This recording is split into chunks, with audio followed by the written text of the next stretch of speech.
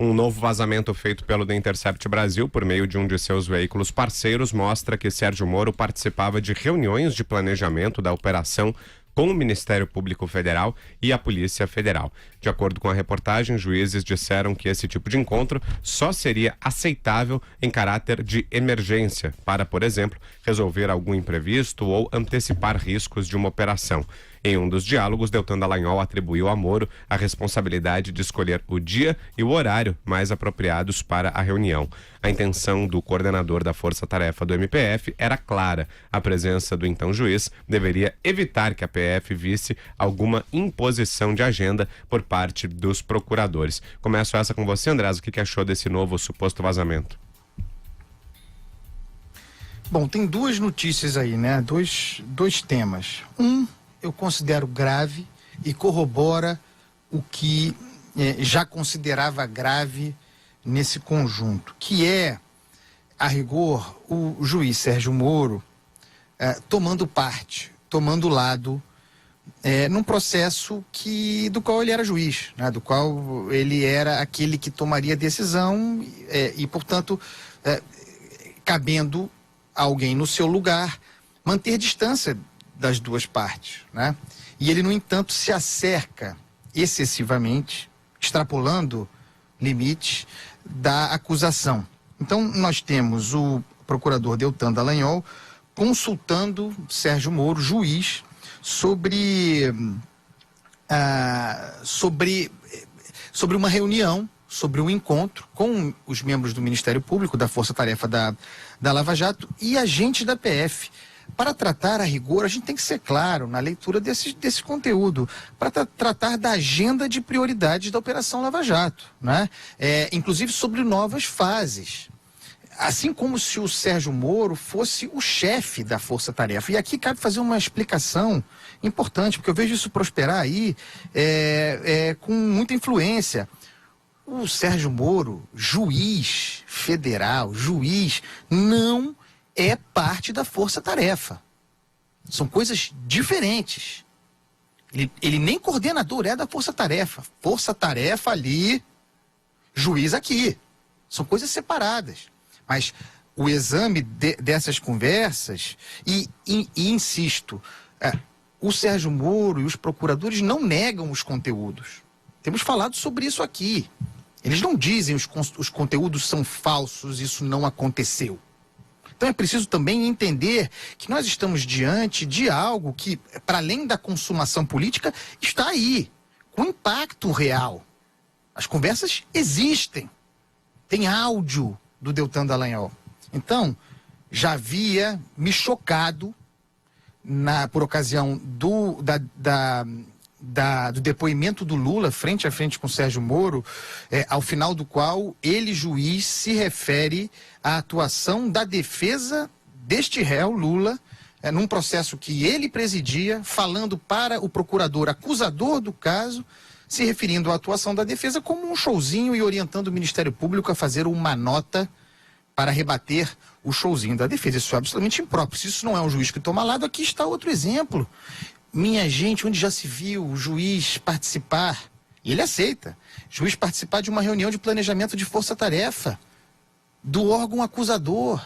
Não faz nenhum sentido. O outro problema, divulgado ontem, é algo menor, que é aquilo que trata do Deltan Dallagnol consultando Sérgio Moro sobre a destinação de recursos que estavam sob controle da 13ª Vara, provavelmente depósitos judiciais ou multas, essa consulta para a produção de um vídeo em defesa das 10 medidas contra a corrupção lá atrás.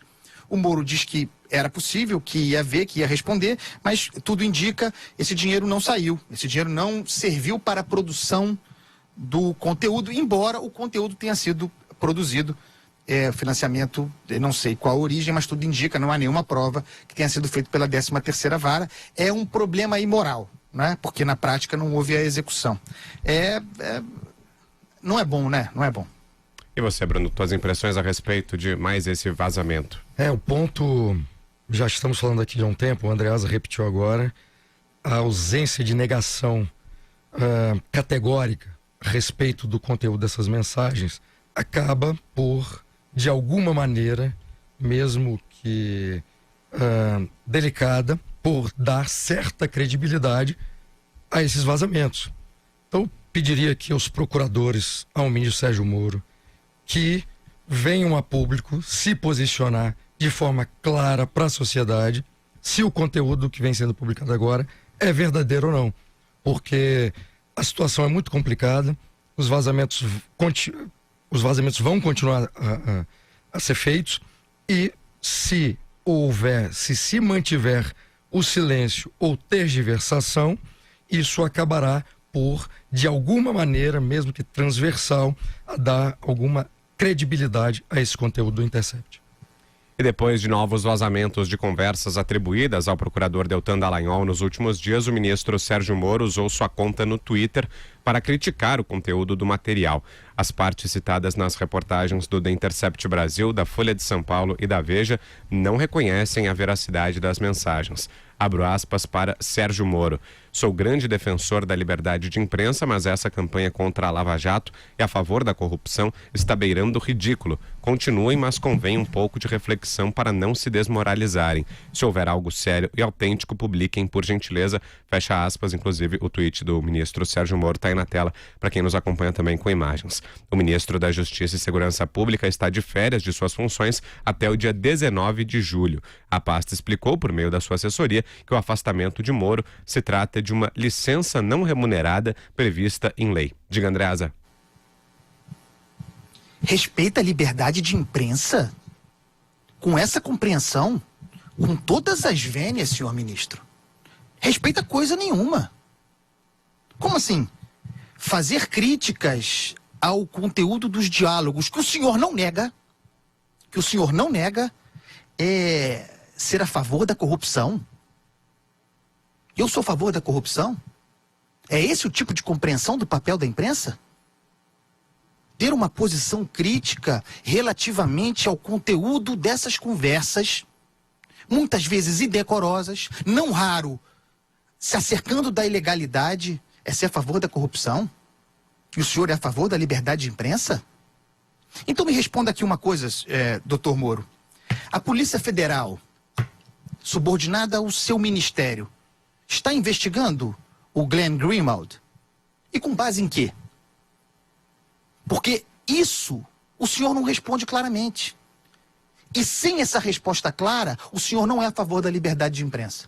Eu tenho muitas críticas ao tipo de jornalismo feito pelo Intercept e eu as exponho aqui diariamente.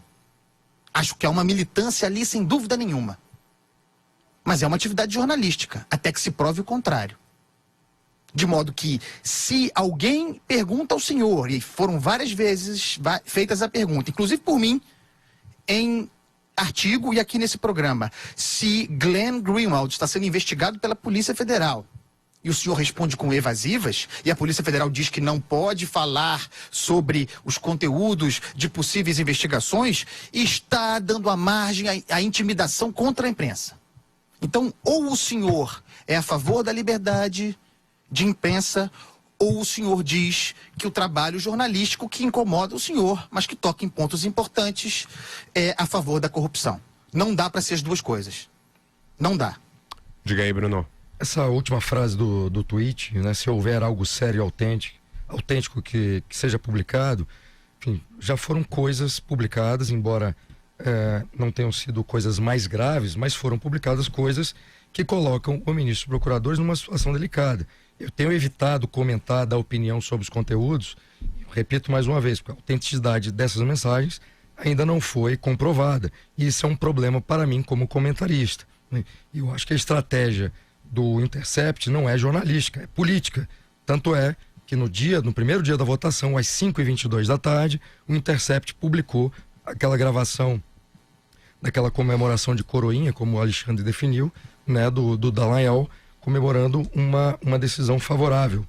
Agora, até que se chegue a algo sério, ministro, a sociedade brasileira espera que o senhor e os procuradores se posicionem para dizer se esse conteúdo até agora que foi publicado é verdadeiro ou não. Pelo menos deem uma posição clara para a sociedade, porque está complicado.